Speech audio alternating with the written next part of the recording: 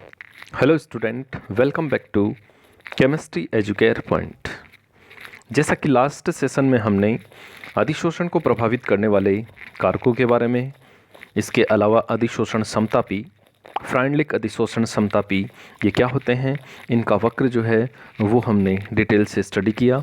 इसके अलावा विलियन प्रावस्था में अधिशोषण किस प्रकार से दर्शाया जाता है वो भी हमने डिस्कस किया था। तो आज का जो सेशन, आज का जो वीडियो है उसमें हम उत्प्रेरक, उत्प्रेरण और इनके जो अधिशोषण सिद्धांत होते हैं उनके बारे में डिटेल से स्टडी करेंगे। तो शुरू करते हैं सबसे पहले उत्प्रेरण। उत्प्रेरण से पहले हम यदि एक बात करते हैं उत्प्रेरक, तो उत्प्रेरक का यदि अर्थ हम कहें तो उत्प्रेरक का अर्थ होता है कि वे पदार्थ जो रासायनिक अभिक्रिया के वेग को क्या कर देते हैं, परिवर्तित कर देते हैं, लेकिन खुद के द्रव्यमान और संघटन में किसी भी प्रकार का कोई परिवर्तन नहीं होने देते, उन्हें हम क्या कहते हैं, उत्प्रेरक कहते हैं। ओके। और उत्प्रेरक की उपस्थिति में जो अभिक्रिया होती है उस अभिक्रिया को क्या नाम दिया जाता है, उत्प्रेरण कहा जाता है। अब देखिए फॉर एग्जांपल ये पहले वाली अभिक्रिया, पोटेशियम परक्लोरेट जो है उसका उत्प्रेरक की अनुपस्थिति में अभिक्रिया करवाएं तो यहाँ पर ये कितने डिग्री पर होती है, 600 डिग्री पर। लेकिन यदि इसमें हम उत्प्रेरक मिला देते हैं, उत्प्रेरक के रूप में हम यहाँ क्या मिला रहे हैं, MnO2, तो अभिक्रिया जो है वो 600 की बजाय 338 डिग्री पर ही हो जाती है। तो यहाँ पर हम बता सकते हैं कि ये अभिक्रिया जो है इसकी को ही हम क्या कहते हैं, उत्प्रेरण। क्यों? क्योंकि ये उत्प्रेरक की उपस्थिति में हुई है। ओके, तो उत्प्रेरक की उपस्थिति में होने वाली अभिक्रिया क्या कहलाती है, उत्प्रेरण कहलाती है। उसके पश्चात उत्प्रेरक। अब जैसा कि उत्प्रेरक की परिभाषा अभी हमने बताई थी कि रासायनिक पदार्थ जो अभिक्रिया के वेग को क्या कर देते हैं, परिवर्तित कर देते हैं। अब यहाँ पर उत्प्रेरकों के प्रकार हम देखेंगे। मोस्टली उत्प्रेरक जो हैं वो 4 प्रकार के यहाँ पर हम स्टडी करेंगे। सबसे पहला जो हम देखेंगे, सबसे पहला हम जो देखेंगे वो उत्प्रेरक होगा आपके धनात्मक। ओके। दूसरा उत्प्रेरक हम देखेंगे ऋणात्मक। ओके। और तीसरा जो है वो हम देखेंगे स्वतः है।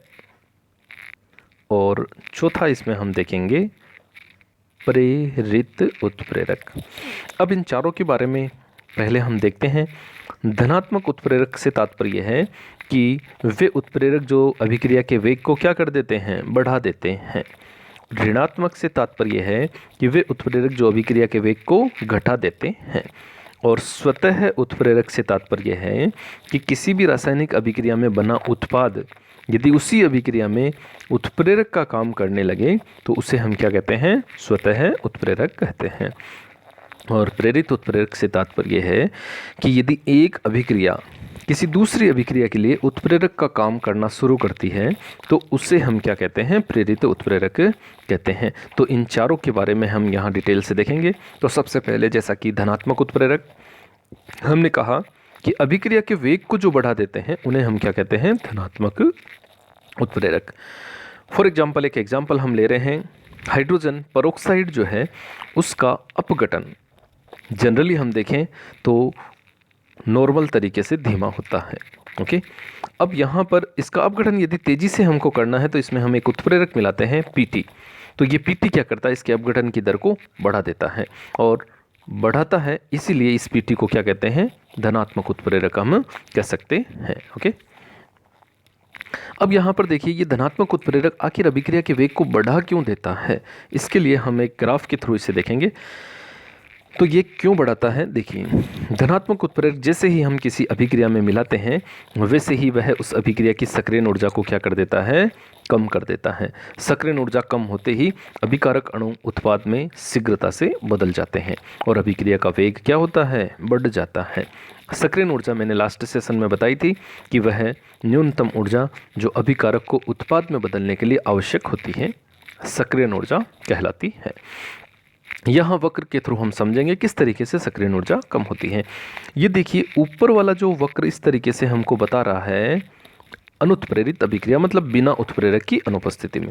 तो यहाँ पर यह जो है ये वाला जो है E यह है सक्रियण ऊर्जा। तो यहाँ हम देख सकते हैं बिना उत्प्रेरक की उपस्थिति में इतनी सक्रियण ऊर्जा लगती है। ओके, लेकिन जैसे ही हम इसमें उत्प्रेरक मिला देते हैं यानी कि उत्प्रेरित अभिक्रिया, यहाँ अभिक्रिया का मार्ग बदल जाता है और सक्रियण ऊर्जा पहले की तुलना में कम हो जाती है। सक्रियण ऊर्जा कम हुई, अभिकारक अणुओं को ऊर्जा अवरोध कम पार करना पड़ता है और आसानी से उत्पाद में बदल जाते हैं। तो इस तरीके से हम बता सकते हैं कि अभिकारक में जैसे ही हमने उत्प्रेरक मिलाया, इसने क्या कर दिया, इसकी सक्रियण ऊर्जा को कम कर दिया, यहाँ से लेकर यहाँ तक ले आया। ओके, तो इस तरीके से हम बता सकते हैं धनात्मक उत्प्रेरक अभिक्रिया के वेग को इस प्रकार से बढ़ाते हैं। ओके, ऋणात्मक उत्प्रेरक के बारे में जैसा कि मैंने अभी बताया कि ऐसे उत्प्रेरक अभिक्रिया के वेग को क्या कर देते हैं, कम कर देते हैं। ओके, फॉर एग्जांपल हम देखते हैं H2O2 हाइड्रोजन पेरोक्साइड का अपघटन। हाइड्रोजन पेरोक्साइड जो है वो अपघटित कम करें, या यूँ कह सकते हैं कि वो अपघटन नहीं हो, या उसके अपघटन की दर को यदि हम और धीमा करना चाहते हैं तो उसके लिए हम इसमें क्या मिलाते हैं, ग्लिसरॉल मिलाते हैं। ये ग्लिसरॉल जो है वो उसके अपघटन की दर को क्या कर देता है, धीमा कर देता है, यानी कि उसका अपघटन नहीं होने देता है। तो यहाँ ग्लिसरॉल किसका काम करता है, ऋणात्मक उत्प्रेरक का काम करता है। सेकंड देखते हैं सोडियम सल्फाइड। सोडियम सल्फाइड का ऑक्सीकरण जो है वो भी होता रहता है। अब इसका ऑक्सीकरण या इसका अपघटन धीमा करने के लिए या इसके ऑक्सीकरण की दर को कम करने के लिए हम इसमें मिलाते हैं एथिल एल्कोहल, और ये एथिल एल्कोहल मिलाते ही इसके ऑक्सीकरण की दर धीमी हो जाती है, यानी कि बहुत कम यह ऑक्सीकृत होता है।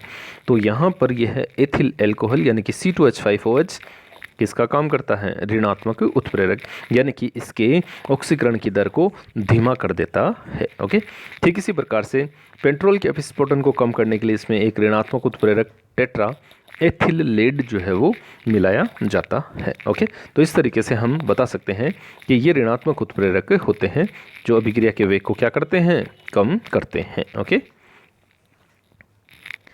आगे तीसरा उत्प्रेरक चलते हैं हम, स्वतः उत्प्रेरक। स्वतः उत्प्रेरक का जैसा कि मैंने अभी समझाया आपको कि रासायनिक अभिक्रिया में बना उत्पाद जो है वो ही यदि किसका काम करना शुरू करे, उत्प्रेरक का काम करना शुरू करे, तो उसे ही हम क्या कहते हैं, स्वतः उत्प्रेरक कहते हैं। अब देखिए जैसे ये है CH3COO जिसे एस्टर नाम होता है इसका, एथिल एसीटेट। इसका जब हम जल अपघटन करवाते हैं तो ये जल अपघटन पहले एकदम स्लो होता है, यानी कि धीमी गति से होता है, लेकिन जैसे ही यहाँ पर CH3COOH बनता है, ये CH3COOH यहाँ किसका काम करना शुरू कर देता है, उत्प्रेरक का, और अब इसके जल अपघटन की दर को बढ़ा देता है। तो यहाँ पर बाहर से नहीं मिलाया है हमने, इस अभिक्रिया के अंदर ही बना है, और इस कारण इसको हम क्या कहते हैं, स्वतः उत्प्रेरक कहते हैं। ओके, इसी का एक एग्जाम्पल और देखते हैं हम, पोटेशियम परमैंगनेट यानी कि KMnO4 द्वारा ऑक्सैलिक अम्ल का ऑक्सीकरण, ऑक्सैलिक अम्ल मतलब C2H2O4। तो इनका ऑक्सीकरण जब हो रहा है तो यहाँ पर जैसे ही यह Mn आयन बनते हैं, Mn+2 आयन जो मैग्नीशियम सल्फेट के रूप में है, जैसे ही ये बनते हैं इसके अपघटन की या ऑक्सीकरण की दर जो है वो क्या हो जाती है, बढ़ जाती है। तो यहाँ पर हम बता सकते हैं कि यहाँ ये जो Mn आयन होता है, मैग्नीज आयन जो होता है वो किसका काम करता है, स्वतः उत्प्रेरक का काम करता है। तो इस तरीके से स्वतः उत्प्रेरक का एक एग्जाम्पल और हम यहाँ पर बता सकते हैं। अब तीसरा प्रकार जो है वो देखते हैं हम, प्रेरित उत्प्रेरक। अब जैसा कि नाम से ही पता है, जैसा कि मैंने बताया कि एक अभिक्रिया के अंदर यानी कि एक अभिक्रिया किसी दूसरी अभिक्रिया को प्रेरित करती है, तो वहाँ उससे क्या कहा जाता है, प्रेरित उत्प्रेरक। देखिए इसकी परिभाषा, जैसा कि हमने कहा, एक रासायनिक अभिक्रिया यदि दूसरी रासायनिक अभिक्रिया को या उसके वेग को प्रभावित करती है तो उसे हम क्या कहते हैं, प्रेरित उत्प्रेरक कहते हैं। ओके, अब देखिए यहाँ पर एक एग्जाम्पल हम ले रहे हैं, आर्सेनाइट सल्फाइड जो है उसका वायु में क्या होता है, तीव्रता से ऑक्सीकरण होता है, और सोडियम आर्सेनाइड जो है उसका ऑक्सीकरण नहीं होता। लेकिन यदि दोनों को हम मिला दें तो मिलाने पर इन दोनों का ऑक्सीकरण हो जाता है। देखिए हम इसको एक समीकरण के थ्रू समझते हैं। अब देखिए जैसे यहाँ पर ये है Na2 H2, इसे हम कहते हैं सोडियम सल्फाइड। अब इसका ऑक्सीकरण जो है ये वायु की उपस्थिति में ऑक्सीकृत होती है तेजी से और सोडियम सल्फेट जो है वो बना लेती है। लेकिन सोडियम आर्सेनाइड जो होती है वो वायु में ऑक्सीकृत नहीं होती। तो हम देख सकते हैं एक अभिक्रिया का ऑक्सीकरण हो रहा है और दूसरी अभिक्रिया में ऑक्सीकरण नहीं हो रहा, मतलब वो अभिक्रिया नहीं कर रही है। अब हम क्या करते हैं, इन दोनों को मिला देते हैं। तो जैसे ही इन दोनों को मिलाते हैं तो अब आराम से अभिक्रिया होती है, यानी कि सोडियम सल्फाइड जो है वो आसानी से ऑक्सीकृत हो जाता है और सोडियम आर्सेनाइड जो है वो भी आसानी से क्या हो जाता है, ऑक्सीकृत हो जाता है। तो यहाँ पर यह जो पहले वाली अभिक्रिया है इसने इस दूसरी वाली अभिक्रिया को क्या कर दिया, प्रेरित कर दिया, मतलब इसको क्रिया करने के लिए प्रेरित किया। तो यहाँ पर इस पहली अभिक्रिया को हम क्या कहते हैं, प्रेरित उत्प्रेरक कहते हैं। तो इस तरीके से प्रेरित उत्प्रेरक हम समझा सकते हैं। ओके, पहली वाली में हमने कहा कोई ऑक्सीकरण शीघ्रता से हो रहा है और दूसरी वाली में कोई अभिक्रिया ही नहीं हो रही है, दोनों को मिलाया, मिलाते ही अभिक्रिया हो गई। तो यहाँ पहले वाली अभिक्रिया ने सोडियम आर्सेनाइड वाली के लिए किसका काम किया, प्रेरित उत्प्रेरक का काम किया। ओके, तो इस तरीके से प्रेरित उत्प्रेरक को हम समीकरण के आधार पर समझा सकते हैं। अब चलते हैं हम उत्प्रेरण के प्रकार में। अब उत्प्रेरण के प्रकार में पहला प्रकार जो है वो क्या है, समांगी उत्प्रेरण। जैसा कि नाम से ही विदित है समांगी, यानी कि इसमें क्या होगा, क्रियाकारक, उत्पाद और उत्प्रेरक सभी की भौतिक अवस्था एक जैसी होगी। यानी कि यदि क्रियाकारक ठोस है तो उत्प्रेरक और उत्पाद भी ठोस होंगे, यदि द्रव है तो सभी द्रव, यदि गैस है तो सभी गैस होंगे। अब इसका एक एग्जाम्पल जो है वो हम देखते हैं। पहला एग्जाम्पल देखिए, सीसा कक्ष विधि, यानी कि SO2 हमने लिया है और O2 लिया है। SO2 का हम ऑक्सीकरण करवा रहे हैं सल्फर डाइऑक्साइड का, तो SO3 सल्फाइड बन रही है। तो यहाँ हम देख सकते हैं कि अभिकारक यानी कि SO2 और O2 गैस अवस्था में है। जी जो कोष्टक में लिखा हुआ है इसकी अवस्था को बताता है। यहाँ उत्प्रेरक जो नाइट्रस ऑक्साइड हमने लिया है वो भी क्या है, गैस है। और यहाँ SO3 बना है वो भी क्या है, गैस। तो अभिकारक, उत्प्रेरक और उत्पाद तीनों की अवस्था क्या है, सेम, यानी कि तीनों गैस अवस्था में है। दूसरा देखिए CH3COOH, यहाँ हम कहें कि एथिल एसीटेट, ये किस फॉर्म में है, लिक्विड फॉर्म में। H2 है, ये भी लिक्विड फॉर्म में है। और H2SO4 लिया हमने उत्प्रेरक, वो भी लिक्विड फॉर्म में, और बाकी जो बने हैं वो भी लिक्विड फॉर्म यानी कि एक्वस फॉर्म में बनते हैं। तो यहाँ हम कह सकते हैं कि यह भी किसका उदाहरण है, समांगी उत्प्रेरण का उदाहरण है। अगला जो है शर्करा, यानी कि C12H22O11, यानी कि C12H22O11 शर्करा का यदि हम जल अपघटन करवा रहे हैं तो यहाँ H2SO4 ले रहे हैं हम, तो यहाँ C6H12O6 और C6H12O6 यानी कि ग्लूकोज और फ्रक्टोज बनते हैं। ये यहाँ लिक्विड फेज यानी कि एक्वस फॉर्म में यहाँ पर ये बनते हैं। इसे हम एक्वस फॉर्म भी लिख सकते हैं, एल की जगह यहाँ हम एक्वस फॉर्म भी बता सकते हैं। ओके, तो यहाँ हमने देखा कि सभी की जो फेज है यानी कि भौतिक अवस्था है, अभिकारक हो चाहे उत्पाद हो चाहे उत्प्रेरक हो, सब की क्या है, सेम है। इसी कारण हम इन्हें क्या कहते हैं, समांगी उत्प्रेरण जो है वो कहते हैं। ओके, अब देखिए यहाँ पर समांगी उत्प्रेरण जो है उसकी जो क्रिया विधि है उसको हम यहाँ बताते हैं। देखिए अब इसमें क्या है, सबसे पहले क्या होता है, उत्प्रेरक जो होता है वह क्रियाकारक के साथ क्रिया करके एक स्थायी मध्यवर्ती बनाता है और फिर अन्य से क्रिया करके उत्पाद बना लेता है। यानी कि सबसे पहले जैसे फॉर एग्जांपल हम कह रहे हैं हमारे पास एक अभिकारक A है और एक क्या है, B है। ओके, ये दोनों क्रिया करके क्या बना रहे हैं, A और B उत्पाद यहाँ बना रहे हैं। ओके, और यहाँ अभिक्रिया जो है वो X उत्प्रेरक की उपस्थिति में हो रही है।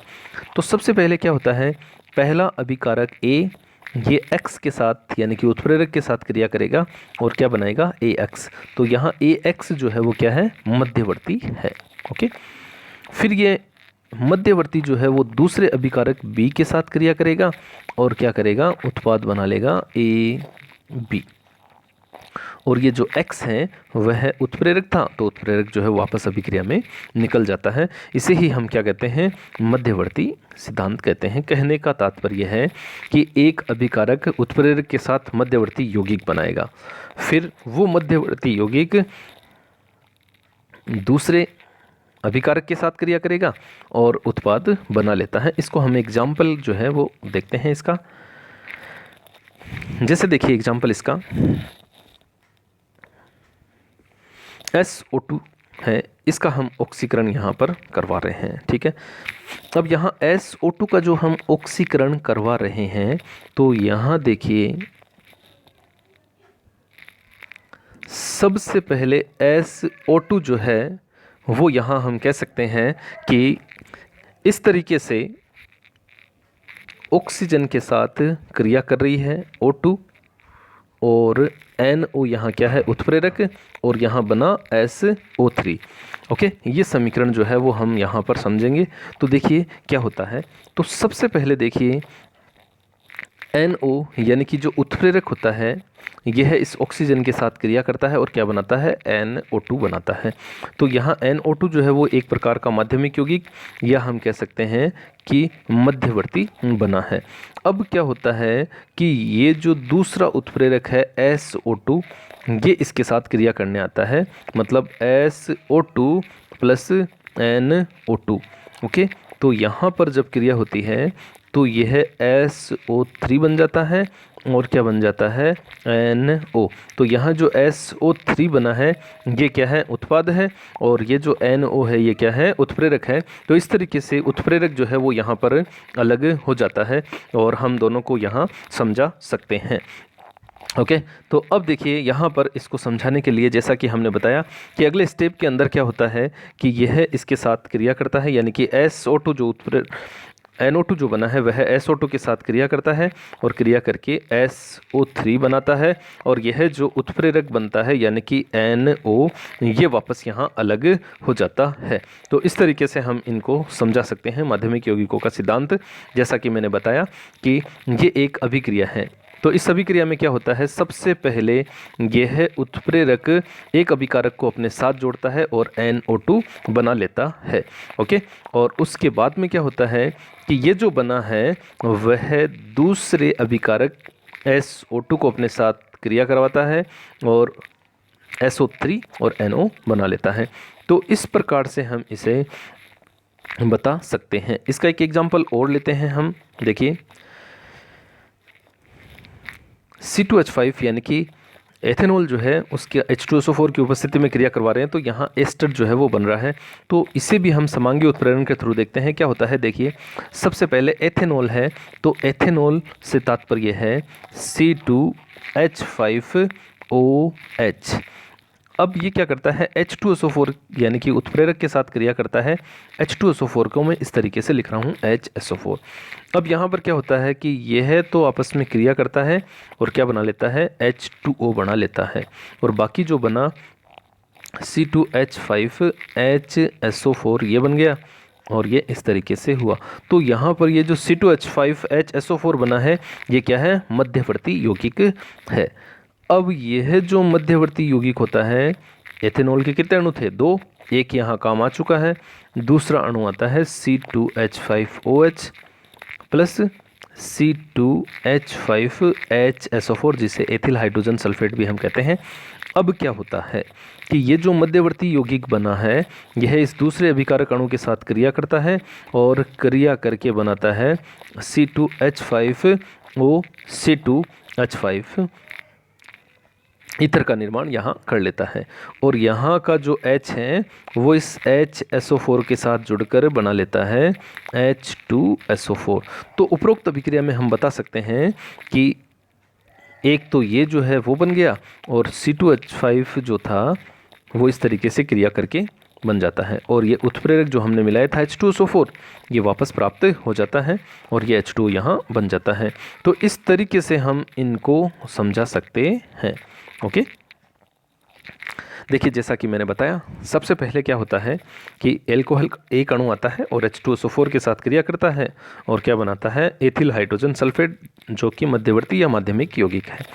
अब ये मध्यवर्ती जो है वो एथिल एल्कोहल के दूसरे अणु के साथ क्रिया करता है। ये देखिए दूसरा अणु और ये, तो यहाँ ये H जो है और ये जो H2SO4 है ये बना लेते हैं इस तरीके से, और ये जो C2H5 है वो इसके साथ जुड़ जाता है, तो C2H5O C2H5 यानी कि डाई एथिल ईथर यहाँ पर बन जाता है। तो इस तरीके से हम समांगी उत्प्रेरण जो है उसको समझा सकते हैं। ओके, उसके बाद में देखिए अगला जो है विषमांगी उत्प्रेरण। विषमांगी उत्प्रेरण जैसा कि नाम से ही पता चल रहा है कि जब क्रियाकारक, क्रियाफल, उत्प्रेरक तीनों की भौतिक अवस्था क्या रहती है, अलग अलग रहती है। यानी कि अभिकारक है, उत्पाद है और उत्प्रेरक जो है वो तीनों ही अलग अलग अवस्था में हैं, तो उसे हम क्या कहते हैं, विषमांगी उत्प्रेरण। जैसे पहला एग्जाम्पल देखिए, तेलों का हाइड्रोजनीकरण। वनस्पति तेल लिक्विड फॉर्म में है, इसका हाइड्रोजनीकरण करवा रहे हैं, H2 हाइड्रोजन गैस में है। निकल उत्प्रेरक है वो सॉलिड है, और वनस्पति घी बनता है वो भी क्या है, सॉलिड है। तो यहाँ हम देख सकते हैं भौतिक अवस्थाएं सबकी क्या है, अलग अलग है। दूसरा देखिए अमोनिया का निर्माण। N2 और H2 क्या है, गैस में है, यानी कि अभिकारक किस स्टेट में है, गैस में। उत्प्रेरक जो लिया है Fe वो सॉलिड स्टेट में, और NH3 जो बना है वो गैस स्टेट में। तो यहाँ हम देख सकते हैं अभिकारक, उत्पाद और उत्प्रेरक इन सभी की भौतिक अवस्थाएं क्या है, अलग अलग। तो इस तरीके से विषमांगी उत्प्रेरण का एग्जाम्पल जो है वो हम बता सकते हैं। अब देखिए विषमांगी उत्प्रेरण जो है इसका जो अधिशोषण सिद्धांत है वो भी है, वो किस प्रकार से है देखिए। सबसे पहले यहाँ हम कहते हैं कि सबसे पहले ठोस उत्प्रेरक जो होता है, ठोस उत्प्रेरक जो होता है वह उत्प्रेरक की, यानी कि ठोस उत्प्रेरक की सतह पर किसका अधिशोषण होता है, क्रियाकारक का। ओके, विस्तृत हो जाते हैं। अब इसका क्या होता है, अधिशोषण होता है, और उसके बाद में मध्यवर्ती संकुल बनता है, और अगले स्टेप में उत्प्रेरक की सतह से उत्पाद जो है वो हट जाता है, और उत्पाद जो है वो उत्प्रेरक से दूर विस्तृत हो जाता है, हट जाता है। अब देखिए यहाँ पर इसको हम स्टेप बाय स्टेप समझते हैं। फॉर एग्जांपल ये अपने पास एक उत्प्रेरक है, ओके, ये उत्प्रेरक है, और यहाँ हम कह सकते हैं कि यह जो है उत्प्रेरक हमने बनाया, ओके, और यह है उत्प्रेरक की सक्रिय सतह जो है वो हमने बना दी, उत्प्रेरक की ये जो सतह है वो है। अब यहाँ पर हमने एक अभिकारक लिया है A+B। तो सबसे पहले क्या होता है कि ये अभिकारक A और B जो होते हैं यह इस उत्प्रेरक की सतह पर, ये जो है वो क्या है, उत्प्रेरक है, ओके, और ये क्या है, अभिकारक है, ओके। तो सबसे पहले ये अभिकारक A और B जो है वो उत्प्रेरक की सतह पर फैल जाते हैं, और फैलकर इसकी सतह पर क्या हो जाते हैं, अधिशोषित हो जाते हैं। देखिए किस तरीके से अधिशोषित हुए, ये देखिए अधिशोषित हो गए, ये A और ये B इसके सक्रिय सतह पर अधिशोषित हो गए, ओके। अब उसके बाद में अगले स्टेप में क्या होता है, देखिए ये अभी जो मैंने बताया अगला स्टेप में, तो अगले स्टेप में क्या होता है कि यह A और B जो यहाँ पर अधिशोषित हुए थे यह आपस में क्या करते हैं, क्रिया करते हैं, और क्रिया करके आपस में क्या बना लेते हैं, बंध बना लेते हैं। तो यहाँ पर मध्यवर्ती का निर्माण जो है वो हो जाता है, ओके। और फिर इसके पश्चात जैसे ही ये आपस में मध्यवर्ती बंध बना लेते हैं, यानी कि बंध बनाकर मध्यवर्ती यौगिक बनाते हैं, उसके बाद में क्या होता है कि ये जो उत्प्रेरक होता है इस उत्प्रेरक की सतह पर इस तरीके से देखिए,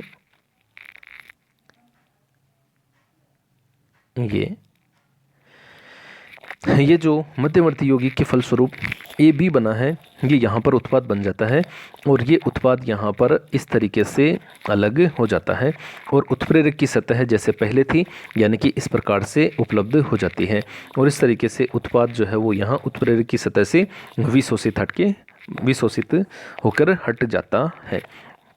वापस देखिए, सबसे पहले हमने बताया ये उत्प्रेरक है यहाँ पर, इस उत्प्रेरक पर ये सक्रिय है, बिंदु बन रखे हैं। तो सबसे पहले अभिकारक जो होता है ए और बी हमने जो लिया है वह इसकी सतह पर क्या हो गया, विस्तृत हो गया, फैल गया, और फैलकर इसके सक्रिय केंद्र जो होते हैं उन पर जाकर अधिशोषित हो गया। यहाँ हम देख सकते हैं अधिशोषित हुआ है। उसके बाद में ए और बी जो है इनके बीच में आपस में अन्योन्य क्रिया हुई और क्रिया होकर इन्होंने बंध बना लिया, यानी कि मध्यवर्ती यौगिक बना लिया। और उसके बाद में यहाँ पर विशोषण क्रिया हुई और विशोषण क्रिया के फलस्वरूप ये जो उत्पाद ए बी बना था ये यहाँ सतह से क्या हुआ, हट गया, और उत्प्रेरक जो है वो वापस क्रिया करने के लिए उपलब्ध हो जाता है। तो इस तरीके से इस सिद्धांत को हम यहाँ पर समझा सकते हैं। ओके,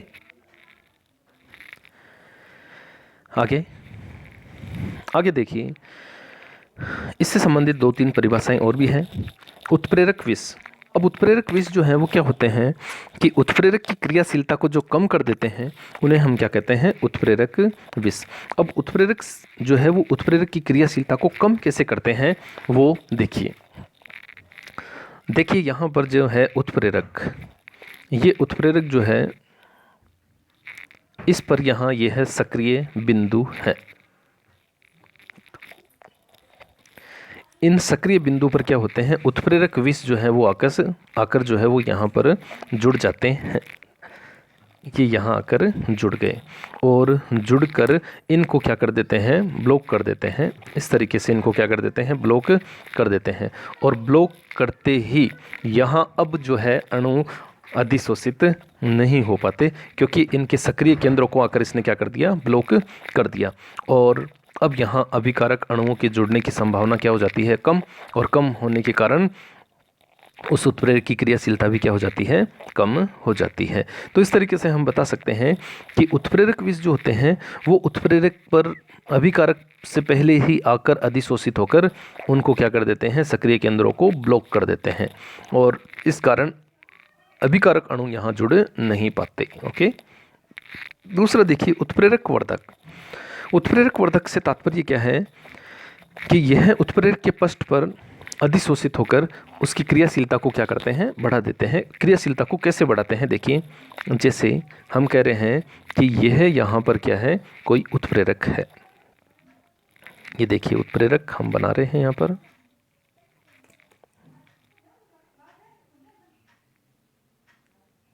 ये उत्प्रेरक जो है वो हमने बनाया, सही से बनाते हैं इसको।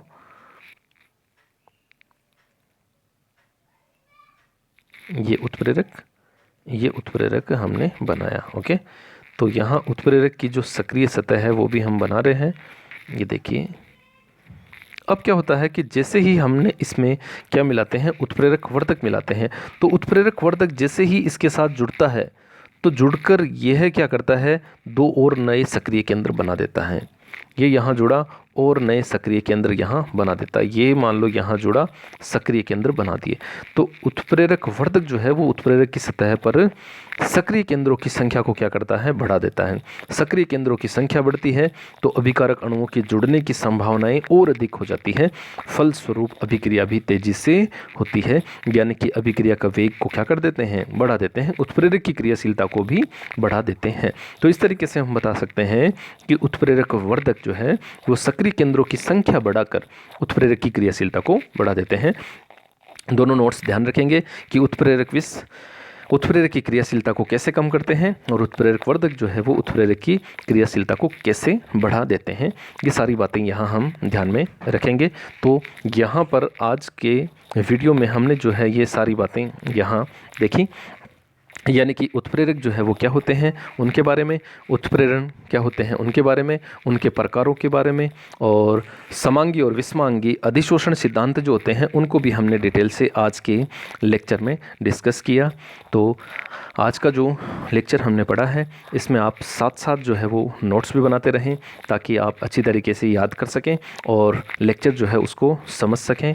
और इससे पहले आप जो सरफेस केमिस्ट्री के पार्ट 1 और 2 है उसे भी आप अवश्य देखें ताकि अपना जो लेक्चर है वो कंटिन्यू चलता रहे। ओके, साथ साथ में आप नोट्स जो हैं वो भी बनाते रहें।